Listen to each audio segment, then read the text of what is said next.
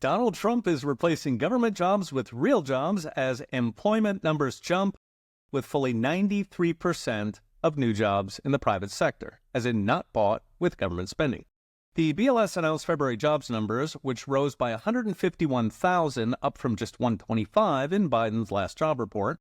That's pretty solid considering thousands of federal layoffs as DOGE hacks away at the 2.4 million army of federal welfare queens who rule us from their swampy lairs.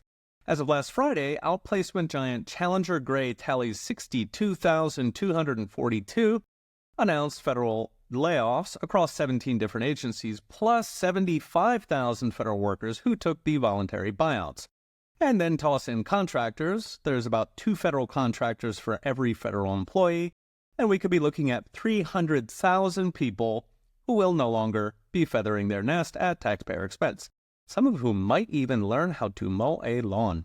Still, we're just starting to see federal layoffs filter into official jobs numbers. We see them in the layoff numbers, but the BLS counted just 10,000 government layoffs last month. While government-funded social assistance, what the Wall Street Journal calls the welfare industrial complex, is still growing, although a lot slower than under Biden. What we do see is day and night from Biden. Government jobs and those government-funded jobs are now less than 1 in 10 new jobs. Under Biden, it was 7 in 10.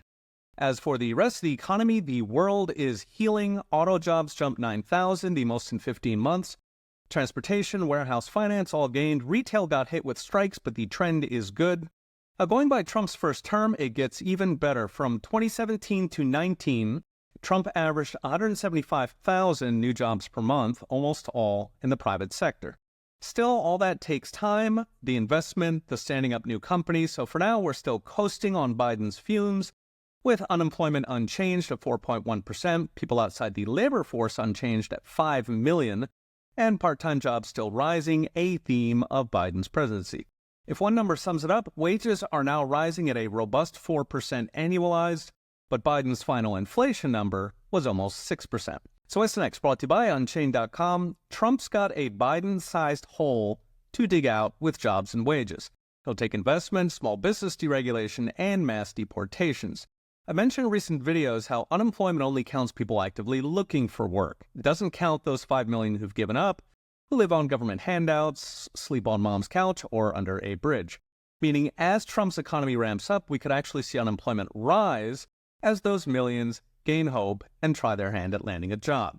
Deportations are important for this, self-deportation or otherwise, because illegals occupy the first rungs on the ladder for those discouraged workers. Zooming out on both jobs and growth, we are at a transition from Biden's stagnation to Trump's growth. As that growth kicks in, jobs will pick up, but that's set against layoffs of government workers and contractors, all with potentially millions of Americans coming off these sidelines if growth and deportation pulls wages up at the bottom. So the job numbers may get worse before they get better, even as the economy heals. A new episode of the podcast just dropped, rounding up all these stories from last week. Check it out on Spotify, Apple, Google, wherever you enjoy your podcasts. Okay, we'll be watching. See you next time.